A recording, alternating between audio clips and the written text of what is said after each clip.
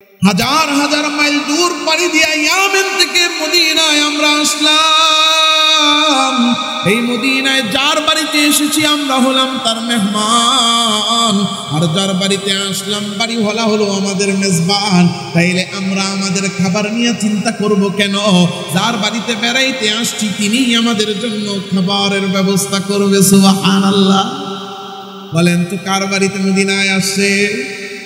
নবীজি সাল্লাল্লাহু আলাইহি ওয়াসাল্লামের কাছে আসছি, নবীজি আমাদের খাবারের ব্যবস্থা করবে। একজন বলতেছে নবীজি তো জানে না, তাইলে কেমনে খাবার ব্যবস্থা করবে? বলে সংবাদ পাঠায়া দেন নবীজির কাছে। এই সাহাবীদের কাফেলার মধ্যে দুইজন নাম করা সাহাবী ছিলেন। একজনের নাম হলো হযরত আবু মুসা আশআরী, আরেকজনের নাম হলো হযরত আবু মালিক আশআরী রাদিয়াল্লাহু আনহুমা। এই দুইজন সাহাবী সাহাবীদের কাফেলা। একজন দাঁড়ায় বলে, আমির সাহেব, যেহেতু নবীজি জানেন না, নবীজির কাছে সংবাদ পাঠায়া দেন। নবীজিকে বলেন আমরা আসছি, নবীজিকে সংবাদ দেন, খাবার দরকার, খাবারের ব্যবস্থা করেন। আমির সাহেব দুইজন সাহাবীকে দায়িত্ব দিলেন, বলে দিলেন তোমরা যাও, নবীজির দরবারে গিয়া হাজির হও, নবীজিকে জানায়া দাও আমরা ইয়ামেন থেকে আসছি, খাবার নাই, নবীজি যেন আমাদেরকে খাবারের ইন্তজাম করে দেন। সাহাবী দুইজন দায়িত্ব পাওয়ার সাথে সাথে মদিনার ভিতরে ঢুইকা অলি গলি পেরায়া পেরায়া একেবারে নবীজির ঘরের সামনে আইসা হাজির। নবীর দরজার সামনে দাঁড়াইয়া দরজায় কড়া নাড়ার জন্য হাত উঠাইছেন। এখনই ঠক ঠক করে দরজার মধ্যে নক করবে, মুখটা খুইলা হাক লাগাইছেন। এখনই নবীজিকে ডাক দিবে, ইয়া রাসূলুল্লাহ বলে ডাক দিতে যাবে। যখনই নক দিতে যাবে, সাহাবী দুইজনের কানে আওয়াজ আসলো, আল্লাহর রাসূল সাল্লাল্লাহু আলাইহি ওয়াসাল্লাম ঘরের ভিতরে বসে বসে কোরআন তিলাওয়াত করে। আল্লাহর রাসূল তিলাওয়াত করতেছেন সূরাত হুদের 6 নম্বর আয়াত, কোরআনে কারীমের 12 নম্বর পারার 1 নম্বর পৃষ্ঠা 1 নম্বর লাইন। আল্লাহ তাআলা রব্বুল আলামিন এই আয়াতের মধ্যে বলেন, ওয়া মা মিন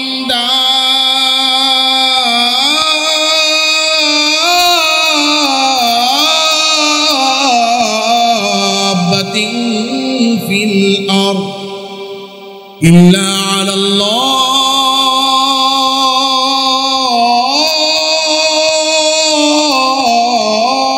রিজকুহা।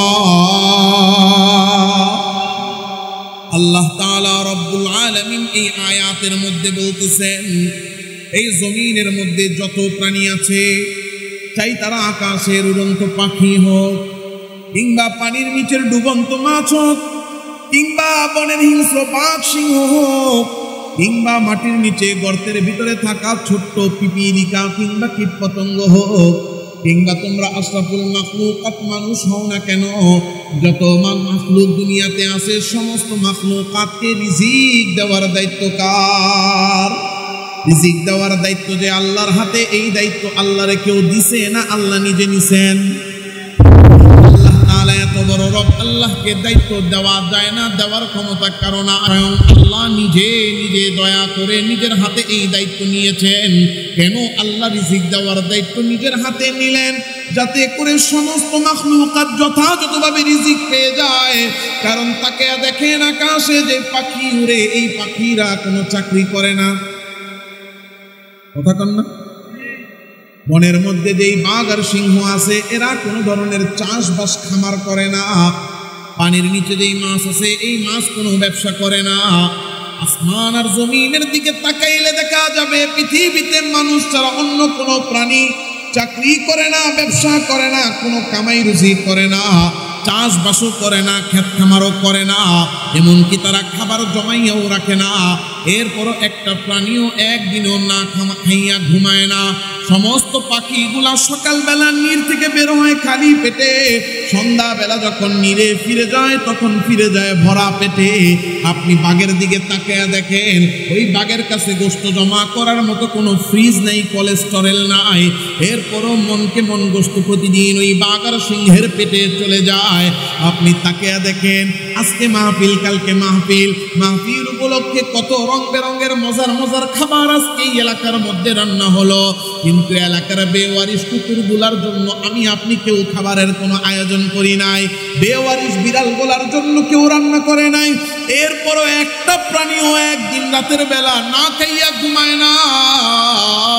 আমার আল্লাহ ডাক দিয়া বলেন, বলো তো বান্দা, বলো তো বান্দা, এই যে প্রাণীগুলা চাকরি করে না, ব্যবসা করে না, কামাই করে না, রুজি করে না, তুমি মানুষ তো বাজারে জিনিস নিয়ে জমাও, তারা বাজারও করে না। তুমি বাড়িতে খাবার নিয়ে চুলার মধ্যে আগুন দিয়া সিদ্ধ করে রান্না করো, তারা তাও করে না, তাও করে না। এরপরও একটা প্রাণীও একদিন রাতের বেলা না খাইয়া ঘুমায় না। ওয়াকাইম মিন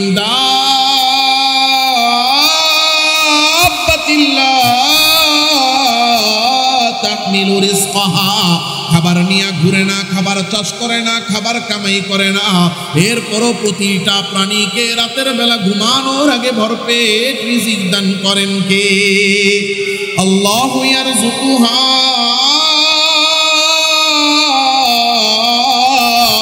ওয়া ইয়াকুম। আমার আল্লাহ বলেন, আমি আল্লাহ ওই প্রাণীদেরকেও রিজিক দেই, তুমি মানুষকেও আমি আল্লাহ তাআলাই রিজিক দিব। কারণ সমস্ত মাখলুকাতকে রিজিক দেওয়ার দায়িত্ব নিজের হাতে নিয়েছেন কে?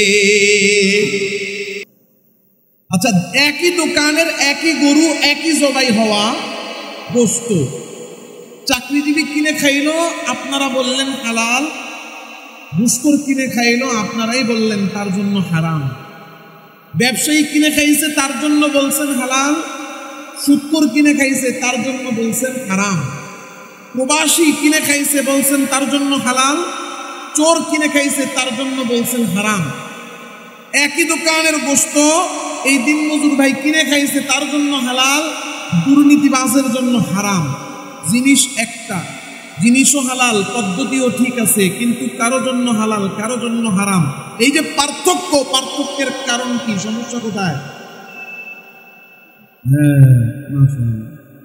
উপার্জন যদি কারো হারাম হয়, এই হারাম উপার্জন দিয়ে সে যাই কিনে খাক না কেন, ওই খাদ্যটা হালাল আর থাকে না, কি হয়ে যায়?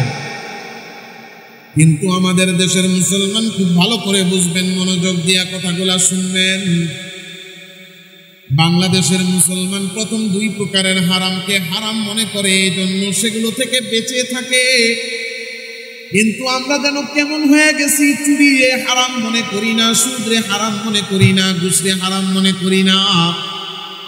এই জন্য মুসলমান আজকে চুরি করতেছে, সুদ নিতেছে, ঘুষ নিতেছে, এইগুলা ছাড়তে পারতেছে না। মুসলমান আজকে কুকুর খায় না, শুকর খায় না, মদ খায় না, গু খায় না, পেশাব খায় না, কিন্তু ওই মুসলমানই আবার চুরি করে চুরির টাকা খায়, সুদ নিয়ে সুদের টাকা খায়, ঘুষ করে ঘুষের টাকা খায়, দুর্নীতি করে দুর্নীতির টাকা খায়। মুসলমান আজকে প্রথম দুই প্রকারকে হারাম মনে করে, কিন্তু তৃতীয় প্রকারের হারাম, উপার্জনের হারামকে হারাম মনে করে না। এই জন্য মুসলমানের সামনে শুকরের গোশত দিবেন, বলবে খাই না, খাই না। কেন খাও না? বলবে খাই না কারণ শুকর খাওয়া হারাম। মদ দিবেন, বলবে খাই না। কেন খাও না? বলবে খাই না কারণ মদ খাওয়া হারাম।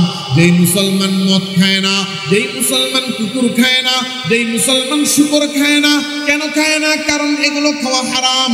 সেই মুসলমানই চুরি করতেছে, চুরির টাকা, সুদ নিতেছে, সুদের টাকা, ঘুষ নিতেছে, ঘুষের টাকা দিয়া মুরগির লান চাবাইতেছে। এইটা তার কাছে হারাম লাগে না, এইটা লাগে তার কাছে আরাম।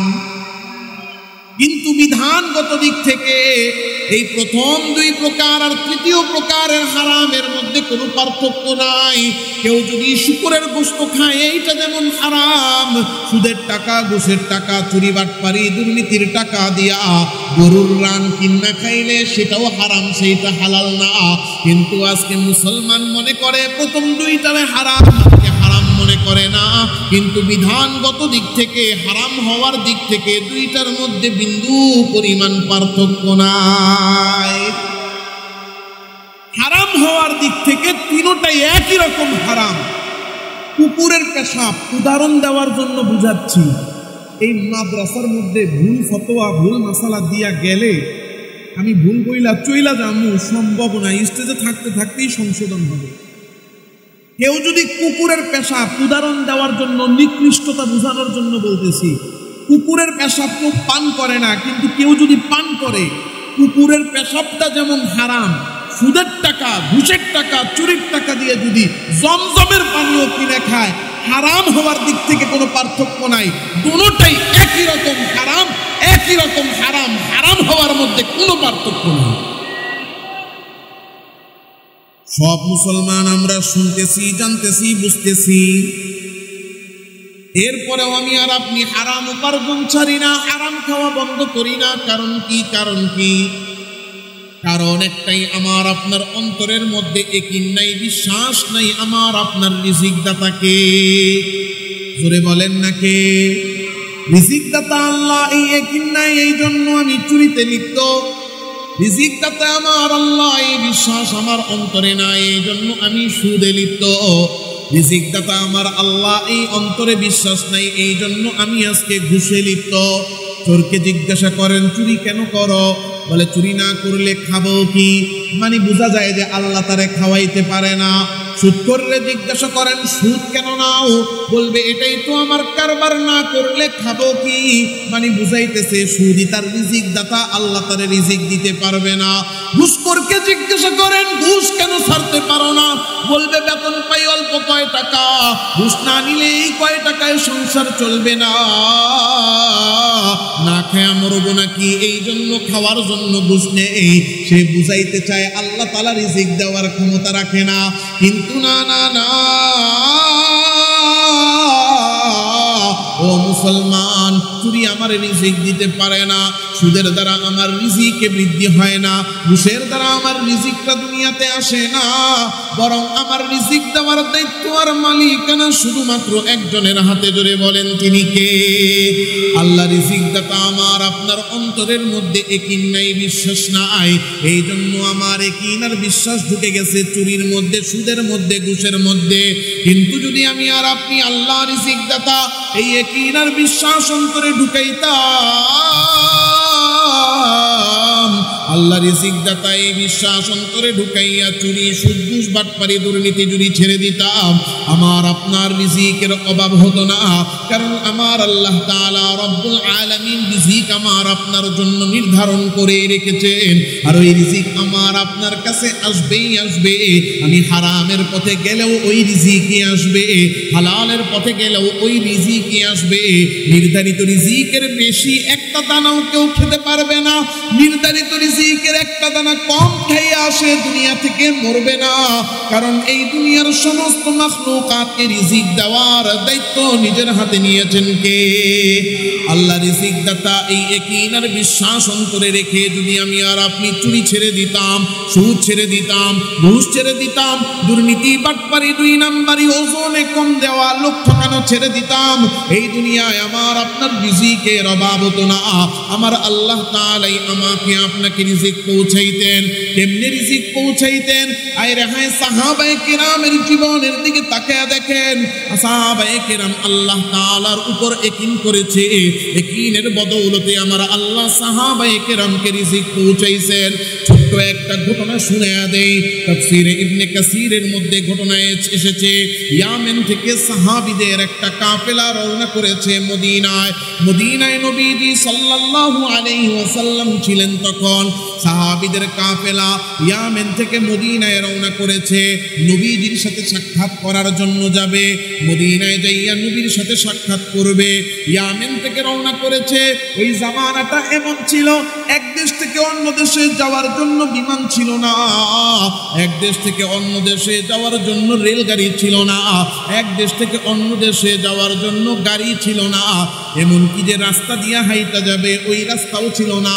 পায়ে হাইটা, ঘোড়ায় চইরা, উটের পিঠে চইরা, মরুভূমি পাড়ি দিয়া মাসের পর মাস অতিক্রম করে এরপরে এক দেশ থেকে অন্য দেশে যাওয়া লাগতো।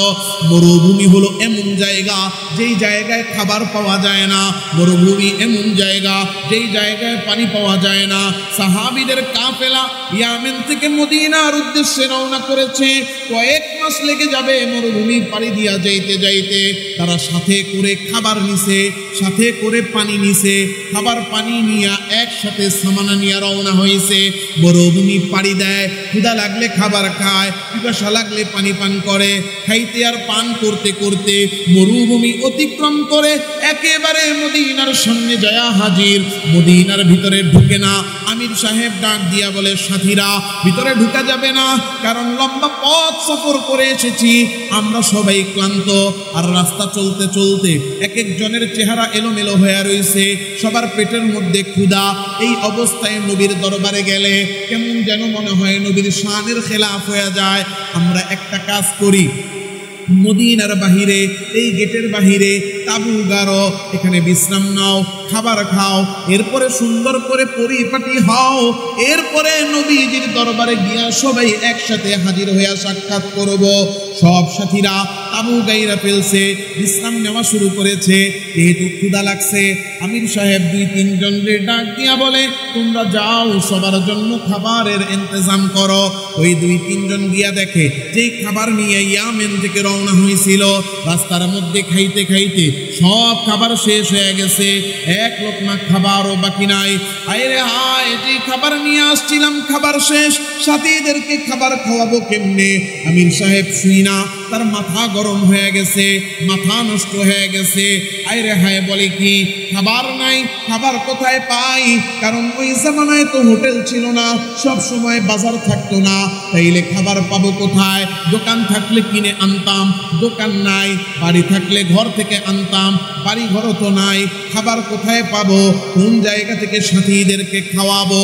সমস্ত সাথীদেরকে ডাক দিয়ে বসে গেছে। আমির সাহেব বলতেছে, ও সাথীরা,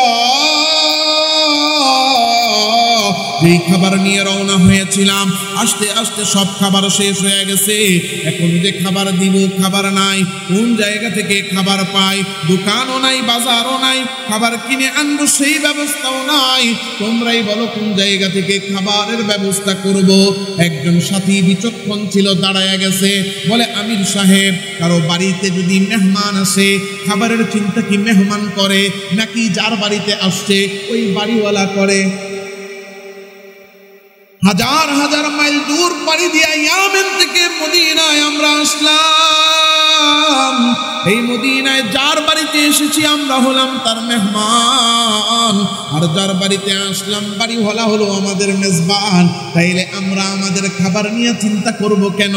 যার বাড়িতে বেড়াইতে আসছি তিনিই আমাদের জন্য খাবারের ব্যবস্থা করবে। সুবহানাল্লাহ। বলেন তো, কার বাড়িতে মদিনায় আসছে? নবীজি সাল্লাল্লাহু আলাইহি ওয়াসাল্লামের কাছে আসছি, নবীজি আমাদের খাবারের ব্যবস্থা করবে।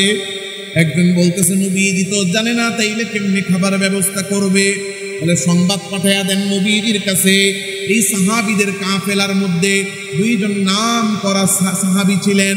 একজনের নাম হলো হযরত আবু মুসা আশআরী, আরেকজনের নাম হলো হযরত আবু মালিক আশআরী রাদিয়াল্লাহু আনহুমা। এই 2 জন সাহাবী সাহাবীদের কাফেলা। একজন দাঁড়ায় বলে, আমির সাহেব, যেহেতু নবীজি জানেন না, নবীজির কাছে সংবাদ পাঠায়া দেন। নবীজিকে বলেন আমরা আসছি, নবীজিকে সংবাদ দেন, খাবার দরকার, খাবারের ব্যবস্থা করেন। আমির সাহেব 2 জন সাহাবীকে দায়িত্ব দিলেন, বলে দিলেন, তোমরা যাও নবীজির দরবারে গিয়া হাজির হও, নবীজিকে জানায়া দাও আমরা ইয়ামেন থেকে আসছি, খাবার নাই, নবীজি যেন আমাদেরকে খাবারের ইন্তজাম করে দেন। সাহাবী 2 জন দায়িত্ব পাওয়ার সাথে সাথে মদিনার ভিতরে ঢুইকা অলি গলি পেরায়া পেরায়া একেবারে নবীজির ঘরের সামনে আইসা হাজির। নবীর দরজার সামনে দাঁড়াইয়া দরজায় কড়া নাড়ার জন্য হাত উঠাইছেন। এখনই ঠক ঠক করে দরজার মধ্যে নক করবে, মুখটা খুইলা হাক লাগাইছেন। এখনই নবীজিকে ডাক দিবে, ইয়া রাসূলুল্লাহ বলে ডাক দিতে যাবে। যখনই নক দিতে যাবে, সাহাবী 2 জনের কানে আওয়াজ আসলো, আল্লাহর রাসূল সাল্লাল্লাহু আলাইহি ওয়াসাল্লাম ঘরের ভিতরে বসে বসে কোরআন তিলাওয়াত করে। আল্লাহর রাসূল তিলাওয়াত করতেছেন সূরা হুদের 6 নম্বর আয়াত। কোরআনে কারীমের 12 নম্বর পারার 1 নম্বর পৃষ্ঠা 1 নম্বর লাইন। আল্লাহ তাআলা রব্বুল আলামিন এই আয়াতের মধ্যে বলেন, ওয়া মা মিন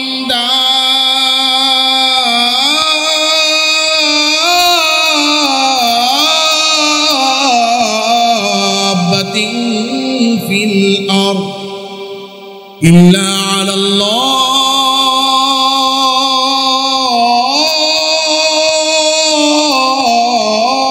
রিজকুহা।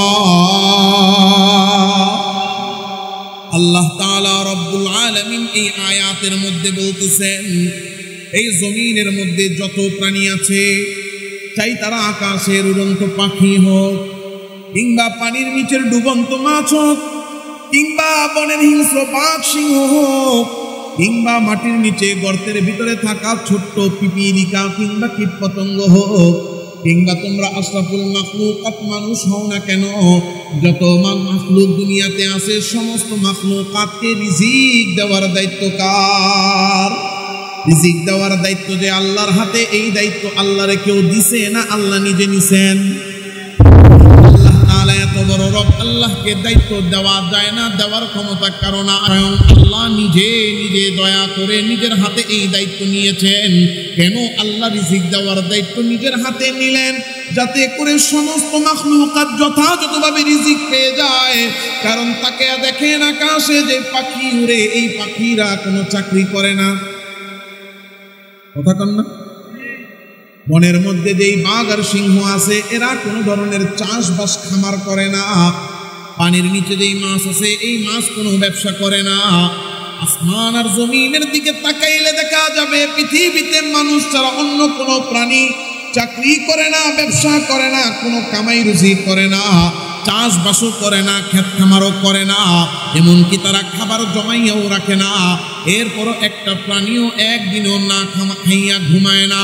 সমস্ত পাখিগুলা সকালবেলা নীর থেকে বের হয় খালি পেটে, সন্ধ্যাবেলা যখন নীরে ফিরে যায় তখন ফিরে যায় ভরা পেটে। আপনি বাঘের দিকে তাকিয়ে দেখেন, ওই বাঘের কাছে গোশত জমা করার মতো কোনো ফ্রিজ নেই, কোলেস্টেরল নাই। এরপরও মনকে মন গোশত প্রতিদিন ওই বাঘ আর সিংহের পেটে চলে যায়। আপনি তাকিয়ে দেখেন, আজকে মাহফিল, কালকে মাহফিল, মাহফিল উপলক্ষে কত রং বেরঙের মজার মজার খাবার আজকে এই এলাকার মধ্যে রান্না হলো। কিন্তু এলাকার বেওয়ারিশ কুকুরগুলার জন্য আমি আপনি কেউ খাবারের কোনো আয়োজন করি নাই, বেওয়ারিশ বিড়ালগুলার জন্য কেউ রান্না করে নাই। এরপরও একটা প্রাণীও একদিন রাতের বেলা না খাইয়া ঘুমায় না। আমার আল্লাহ ডাক দিয়া বলেন, বলো তো বান্দা, বলো তো বান্দা, এই যে প্রাণীগুলা চাকরি করে না, ব্যবসা করে না, কামাই করে না, রুজি করে না, তুমি মানুষ তো বাজারে জিনিস নিয়ে জমাও, তারা বাজারও করে না। তুমি বাড়িতে খাবার নিয়ে চুলার মধ্যে আগুন দিয়া সিদ্ধ করে রান্না করো, তারা তাও করে না, তাও করে না। এরপরও একটা প্রাণীও একদিন রাতের বেলা না খাইয়া ঘুমায় না। ওয়াকাইম মিন দাব্বাতিল্লাহ তাহমিলু রিজকাহা, খাবার নিয়ে ঘুরে না, খাবার চাষ করে না, খাবার কামাই করে না। এরপরও প্রতিটা প্রাণীকে রাতের বেলা ঘুমানোর আগে ভরপেট রিজিক দান করেন কে? আল্লাহু ইয়ারযুকুহা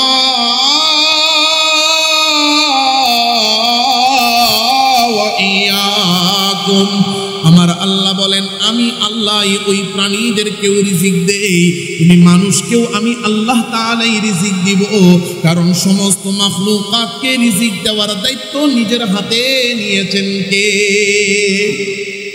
সব মাখলুককে রিজিক আল্লাহ দিবেন, এই দায়িত্ব স্বয়ং আল্লাহ নিজে নিয়েছেন।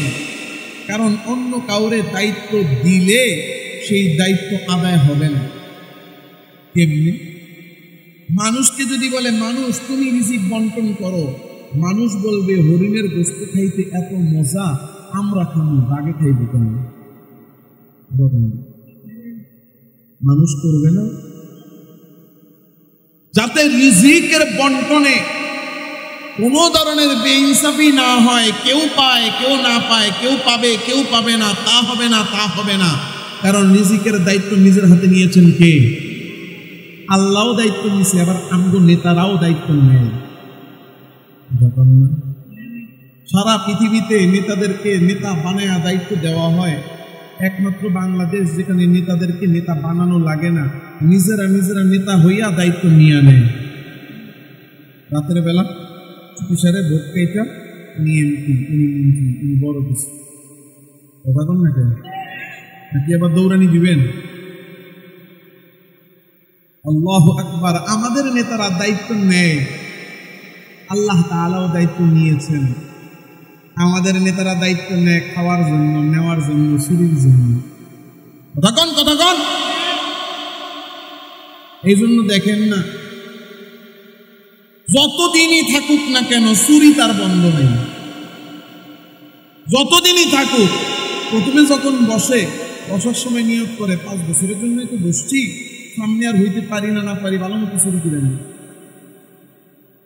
ওই চুরি করতে থাকে, দ্বিতীয় টার্মেও বসছে, তখন তো তার উচিত যে 5 বছর তো ইচ্ছে মতো করছি, এখন বন্ধ করি না, করে না, করে। আচ্ছা দান, হ্যাঁ সুন্দর কথা বলছে, আরো কি বাড়ে। এখন যখন কিনা সেকেন্ড টাইমও চুরি করে, থার্ড টাইমে বসে গেছে, এখন চিন্তা করে 10 বছর চুরি করলাম, তাও দেখি আমি আইয়া পড়ছি। চুরি পরিমাণ না কমে আরো কি করে দেয়। আমাদের অভ্যাস হলো খাই, আরো খাই, আরো নেই। এই আরো নেই করতে করতে এক চোরায় হাজার কোটি টাকা চুরি করছে। অসন্তুষ্ট হয়ে গেছে, সবাই চুরি করে থাকে, খারাপ লাগতেছে। আমাদের নেতারা দায়িত্ব নেয় খাওয়ার জন্য, আর আল্লাহ তাআলা দায়িত্ব নিয়েছেন কি করার জন্য? খাওয়ানোর জন্য। সুবহানাল্লাহ। সাহাবায়ে কেরাম 2 জন আল্লাহর রাসূলের দরজার সামনে দাঁড়ায়া যখন এই আয়াত শুনতে পারলেন, আল্লাহ তাআলা নিজে বলতেছেন সমস্ত মাখলুকাতকে রিজিক দেওয়ার দায়িত্ব আল্লাহর হাতে। এই আয়াত শোনার সাথে সাথে ওনাদের মাথার মধ্যে বাড়ি দিছে, অন্তরের মধ্যে নাড়া পড়ে গেছে। রিজিক দেওয়ার মালিক আমার আল্লাহ, আর আমাদের রিজিকের প্রয়োজন এটা আল্লাহর জানা আছে না নাই? আল্লাহ জানেন, তাইলে আল্লাহই তো রিজিক দিবেন। আমরা নবীর কাছে কেন রিজিক চাইব? কারণ রিজিক দেওয়ার দায়িত্ব তো নবীদের না, রিজিক দেওয়ার দায়িত্ব কার? সিদ্ধান্ত নিয়ে ফেলছেন, যেটাকে বলা হয় চোখে চোখে কথা, আই কন্টাক্ট করে ফেলছেন। না আমরা নবীর কাছে খাবার চাইব না, নবী তো রিজিকের মালিক না। রিজিকের মালিক জোরে বলেন কে? আল্লাহ রিজিক দাতা, আল্লাহ রিজিক দিবেন। এই চিন্তা করে নবীর দরজায় আর কোরআন আনলেন না, হাত নামায়া ফেললেন, ডাক দিলেন না, নিজের হাত বন্ধ করে ফেললেন। চুপচাপ করে নবীজির দরজা থেকে 2 জন ফেরত আইসা কাফেলার মধ্যে 2 জন 2 কোণায় বসে গেলেন। মনে মনে আল্লাহ তাআলাকে ডাক দিয়া বলতেছেন, আল্লাহ। ডাক দেন না আল্লাহ, ও আল্লাহ আপনি রিজিক দাতা, আমার আর আর কারো কাছে চাই নাই, এমনকি আপনার নবীর কাছেও চাই নাই। রিজিক দেওয়ার মালিক আপনি, দায়িত্ব আপনি নিজে নিয়েছেন। আমাদের রিজিক দরকার, আপনি জানেন, আপনি রিজিকের ব্যবস্থা করেন। কারণ যদি কোনোভাবে যদি আল্লাহর পক্ষ থেকে রিজিক না আসে, মাটি এক মাইর একটাও মাটিতে পড়বে। কখন জানবে নবীর দরজার সামনে থেকে না কয়া ফেরত চলে আসছে, মায়ের একটা মাটিতে পড়বে? বকা ধকা শুনতে হবে কি হবে না? মনে মনে আল্লাহকে ডাকতেছে। আর এমন সময় একজন আওয়াজ দিয়া দিছে, এই কাফেলার লোকেরা তাকায়া দেখো, মদিনার ভিতর থেকে কে যেন আসতেছে। কিছুক্ষণ পরে দেখা গেল 2 জন লোক মদিনার ভিতর থেকে হেঁটে হেঁটে আসতেছে। সামনে আসার পরে দেখা গেল একজনের হাতে একটা পাত্র, এই পাত্রের মধ্যে রুটি বানানো থরে থরে সাজানো, আর একজনের হাতে একটা পাত্র, এই পাত্রের মধ্যে গোশত ভুনা দিয়া ভরপুর। আয়েশা বলতেছে, তোমরা কি ইয়ামেন থেকে আসছনি? বলে হ্যাঁ। খায়, এই নাও তোমাদের জন্য খাবার এসেছে। পুরো কাফেলার লোক খুশি হয়ে গেছে, নবীজি আমাদের জন্য খাবার পাঠাইছেন। দস্তর বিছায়া খানা খাওয়া শুরু করে দিছে, পেট ভরে খাইতেছে। খাইতে খাইতে খাওয়া শেষ, কিন্তু খাবার শেষ হয় না। সুবহানাল্লাহ। সবার খাওয়া হয়ে গেছে, কিন্তু খাবার এখনো বাকি আছে। বেঁচে যাওয়া খাবারগুলো কি করা হবে? আমি আর আপনি যদি হইতাম, তাইলে বলতাম বেঁচে যাওয়া খাবারগুলো রাতের জন্য রেখে দাও। কারণ আমাদের স্বভাব হলো খালি জমানো। দেশের ব্যাংকে তো জমাইতে দেখলাম দেশের ব্যাংকে সিকিউরিটি নাই, ওই জন্য দেশের ব্যাংক শুদ্ধ চুরি করে বিদেশ নিয়ে যায়। এক চোরাই কি পরিমাণ চুরি করে, নাউজুবিল্লাহ, আল্লাহ মাফ করুক। এক চোরা একাই চুরি করছে 37,000 কোটি টাকা। এমন চুরি করে, চুরির তালে এমন ভাবে থাকে, চুরি করতে করতে কখন পালাতে হবে, কখন চুরি বন্ধ করতে হবে এটাও মনে থাকে না। এই জমানটা জমায় একটা মানুষের কত দরকার, একজন মানুষের কত দরকার। ফরিদপুরের ছাত্র নেতা 2000 কোটি টাকা চুরি করছে, মাত্র 2000 কোটি টাকা মাত্র বলছেন। এই 2000 কোটি টাকা যদি 1000 টাকার বান্ডিল করে একটা ডাইনিং টেবিলে দিয়া ওই চোরের, শুধু চোর না, ওই চোরের 14 গোষ্ঠীরে বসায়া দেন, ও খায়া শেষ করতে পারবে? 2 লক্ষ কোটি টাকা, 2 লক্ষ কোটি টাকা চুরি করছে একটা গ্রুপ। 2 লক্ষ কোটি টাকা একটা গ্রুপ চুরি করছে। এমন চুরি করছে, চুরি কইরা পরে আর রাস্তা পায় না, পালাইছে। এত বড় হতভাগা, নিজের মা মারা গেছে, 5 ভাইয়ের 1 ভাইও জানাজা পড়তে পারে না। 97 না 93 বিলিয়ন ডলার চুরি হয়েছে 15 বছরে। এক পদ্মা সেতু পাইয়া তো আমরা সবাই খুশি, আলহামদুলিল্লাহ। কথা কন না? এক পদ্মা সেতু পাইয়া খুশি তো আলহামদুলিল্লাহ। কিন্তু এক পদ্মা সেতু আমাদেরকে দিয়া 92 বিলিয়ন ডলার চুরি করে নিয়ে গেছে, মানে 32টা পদ্মা সেতু আরো বানানো যায়। আরো 32টা পদ্মা সেতুর টাকা নাই। আর এক চোরায় একা এক পদ্মা সেতুর টাকা চুরি করছে। চুরি কইরা পরে পালানোর জন্য কি উপায় নিছে? দাড়ি কাটছে, চুলের মধ্যে কলপ দিছে, পাঞ্জাবি পায়জামা খুইলা গেঞ্জি আর লুঙ্গি লাগাইছে। আল্লাহ তাআলা রব্বুল আলামিন ছাড় দেয়, ছেড়ে দেয় না। এজন্য পালাইতেছে আছে, ওই নৌকার মধ্যে উঠছে, ওই নৌকার মধ্যেই ধরা খেয়েছে। ওই নৌকাতে পালাইতেছে, ওই নৌকাতেই ধরা। কথা কন না কেন? এটার মূল কারণ কি ভাই? হাইসেন না। আমার 14 গোষ্ঠীর কারোর সাথে কোনো দলের কারো কোনো সখ্যতাও নাই, কারো কোনো দুশ্মনও নাই। দলকে বলতেছি না, চোরকে বলতেছি, চোরকে। কথা বলেন। একটা কথা বললেই কিছু মানুষ খালি ঘেরা বইতে, হুজুর রাজনীতির আলাপ করেন না। রাজনীতির কাঁধে ভর কইরা, রাজনীতির চামড়া লাগায়া আপনি চুরি করতে পারলে রাজনীতির বিরুদ্ধে বলা যাবে না কেন? যে বলবে যে রাজনীতির কথা বইলেন না, বুঝতে হবে ও রাজনীতির চামড়া লাগায়া চুরি করার ধান্দায় আছে। এজন্য আমাদের মন ভরে না। চুরি করতে করতে করতে করতে একজনে লন্ডনে 350 বিল্ডিং করছে। 350 না 250? 350 না? আমি তো ভুল কই নাই, ঠিকই কইছি। তথ্য তাহলে মোটামুটি ঠিক আছে। এর কারণ কি? কারণ আমাদের অন্তরে ইয়াকিন নাই আমার আপনার রিজিকের মালিক কে। যার অন্তরে এই বিশ্বাস নেই আল্লাহ রিজিক দাতা, সে যতই কামাক, যতই জমাক, তার মনে তৃপ্তি আসবে না, ভয় থাকবেই। আর যার অন্তরে ইয়াকিন ঢুকে যাবে আল্লাহ আমার রিজিক দাতা, সে দুপুরে খায়া এই ভয় পাবে না রাত্রে কোথা থেকে পাবো, বরং সে চিন্তা করবে দুপুরে খাওয়াইছে যে রাতে খাওয়াবে সে। বলেন কে? সাহাবায়ে কেরামের ইয়াকিন ছিল আল্লাহ রিজিক দাতা, আল্লাহ রিজিক দিবেন। এক বেলা খাবার খাওয়া শেষ, তাইলে বাকি খাবারগুলো কি করা হবে? সাহাবীরা পরামর্শে বসে গেছেন, বেঁচে যাওয়া খাবার কি করা হবে। একজন দাঁড়ায় বলতেছেন, নবীজির কাছে এক বেলা খাবার চাইছি না, এক বেলা খাবার হয়ে গেছে, সুতরাং বেঁচে যাওয়া খাবারগুলো এক বেলার অতিরিক্ত, ওইগুলা আমাদের না, বেঁচে যাওয়া খাবারগুলো নবীজির দরবারে ফেরত পাঠিয়ে দাও। সিদ্ধান্ত হয়ে গেছে। 2 জন সাহাবীর পাত্রে 2 হাতে 2টা পাত্র দিয়া বলা হলো, তোমরা নবীজির দরবারে ফেরত দিয়ে আসো। 2 সাহাবী 2টা পাত্র নিয়ে নবীর দরবারে হাজির। নবীজি বলেন, তোমরা কারা, কোথা থেকে আসছো? বলে, ইয়া রাসূলুল্লাহ, আপনি যেই খাবার পাঠাইছিলেন খাওয়ার পরে বেঁচে গেছে, বেঁচে যাওয়া খাবার আনছি। নবী বলেন, কোন খাবার পাঠাইলাম? বলে, ইয়ামিনী কাফেলার জন্য পাঠাইছেন। নবী বলে, কাফেলারে আমার সামনে হাজির করো। পুরো কাফেলা নবীজি সাল্লাল্লাহু আলাইহি ওয়াসাল্লামের সামনে আইসা হাজির। নবীজি বলতেছেন, কি হয়েছে খুলে বলো। আমির সাহেব দাঁড়ায়া পুরো ঘটনা খুলে বলছে।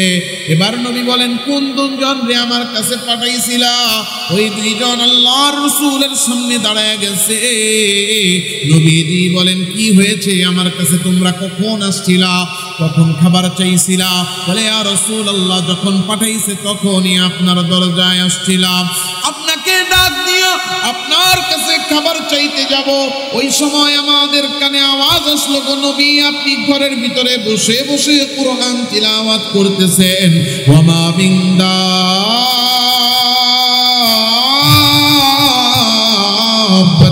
ফিল আরদ ইল্লা আলাল্লাহি রিজকুহা। জমিনে যত প্রাণী আছে সব প্রাণীকে রিজিক দেওয়ার দায়িত্ব আল্লাহর। আপনি এই আয়াত পড়েছেন, আমরা এই আয়াত শুনে মনে মনে চিন্তা করলাম, রিজিক দেওয়ার মালিক আল্লাহ, তাইলে নবীর কাছে কেন খাবার চাইব? এই চিন্তা করে আপনার কাছে খাবার না চাইয়া ফেরত চলে গেছিলাম। কিছুক্ষণ পরেই তো মদিনার ভিতর থেকে দুইজন খাবার নিয়ে আসলো। নবীজি এই দুইজন যে খাবার আনলো, কে আমাদের জন্য খাবার পাঠাবে? মদিনার ভিতরে তো আপনি ছাড়া খাবার পাঠানোর আমাদের জন্য কেউ নাই। ও নবী, এই খাবার কি আপনি আমাদের জন্য পাঠান নাই? নবীজি ডাক দিয়া বলেন, আমার সাহাবীরা, কেমনে আমি তোমাদের জন্য খাবার পাঠাবো? কারণ তোমরা তো আমারে বলো নাই, তোমরা আসছো এই কথা আমার জানাও নাই। আর আমি খাবার পাঠাবো কেমনে জানি না, খাবারও পাঠাই নাই।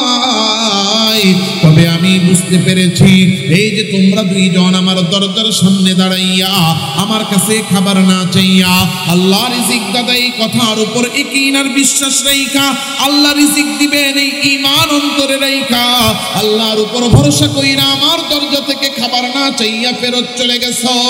এইটা আমার আল্লাহর কাছে এত প্রিয় হয়েছে, পছন্দ হয়েছে, যে আমার আল্লাহ স্বয়ং নিজে জান্নাত থেকে ফেরেশতা দিয়া তোমাদের জন্য রিজিক পাঠায়া দিয়েছে। বলেন, ওই রিজিক দাতা আল্লাহ এখনো আছে না নাই? এই আল্লাহ এখনো রিজিক দিতে পারেন কি পারেন না? ও আমার ভাইরা বাবারা, আল্লাহ তাআলা এখনো আছেন, এখনো রিজিক দেন। আল্লাহর ভান্ডারে কোনো কমি নাই, আল্লাহর খাজানায় বিন্দু পরিমাণ কমে না। কিন্তু কমি হলো, অভাব হলো শুধু আমার আপনার অন্তরের ইয়াকিন আর বিশ্বাসের। আমি আর আপনি যদি আল্লাহর উপর বিশ্বাস করে, আল্লাহর উপর ভরসা করে চুরি ছেড়ে দেই, সুদ ছেড়ে দেই, হারাম উপার্জন ছেড়ে দেই, ঘুষ ছেড়ে দেই, ওজনে কম দেওয়া বন্ধ করে দেই, সিন্ডিকেট করা বন্ধ করে দেই, 1 নাম্বার বলে 2 নাম্বার মাল দেওয়া কমায়া দেই, যদি আমি আর আপনি সব হারাম উপার্জনের রাস্তা ছেড়ে দিয়ে হালালের পথে চেষ্টা করি, চেষ্টা করার দায়িত্ব আমার, রিজিক দেওয়ার দায়িত্ব কার? এই জন্য আল্লাহ বলেন, ইদা কুদিয়াতিস সালাহ, 1 নাম্বার দায়িত্ব হলো বান্দা তুই নামাজ পড়বি। ও বান্দা নামাজ পড়বা, ও বান্দা নামাজ পড়বা। ফান্তাশিরু ফিল আরদ, নামাজ হয়ে যাবে, জমিনে ছড়ায়া যাবা। ওয়াবতাগু মিন ফাদলিল্লাহ, হালাল পন্থায় রিজিক অন্বেষণের চেষ্টা করবা। ও বান্দা নামাজ পড়বা, নামাজের পরে হালাল উপার্জনের চেষ্টা করবা। নামাজ পড়ে হালাল উপার্জনের জন্য আদেশ করেছেন কে? নামাজ পড়ে হালাল উপার্জনের চেষ্টা করার দায়িত্ব বান্দার। আর ওই বান্দাকে যথাযথভাবে রিজিক দেওয়ার দায়িত্ব কার? বান্দার দায়িত্ব নামাজ পড়া, এরপরে হালাল উপার্জনের চেষ্টা করা। রিজিক দেওয়ার দায়িত্ব আল্লাহ। আল্লাহ বলেছেন নামাজ পড়ো, হালাল উপার্জনের চেষ্টা করো। আমাদের প্রথম সমস্যা, আমরা নামাজই করি না। কথা কন না? প্রথম সমস্যা হলো নামাজি কি? আবার কেউ কেউ যদি টুকটাক নামাজ পড়েও, নামাজও পড়ে চুরিও করে, নামাজও পড়ে সুদও খায়, নামাজও পড়ে ঘুষও খায়, আছে না? সে মনে মনে ভাবে আমি চুরি করলে কি হবে, সুদ নিলে কি হবে, ঘুষ নিলে কি হবে, নামাজ তো পড়ি, হ্যাঁ এই নামাজ দিয়ে জান্নাতে চলে যাবে, ভাবে না? কি মনে হয়? মনে করে না? মনে মনে ভাবে আমি জুয়া খেললে কি হবে, আমি তো নামাজি, আমি তো দানশীল। আল্লাহ তাআলা কি বলেন শুনে নেন। আল্লাহ তাআলা বলতেছেন, শেষ করে দিব, আর 5-7 মিনিটের মধ্যে শেষ হয়ে যাবে, আর কেউ উঠেন না।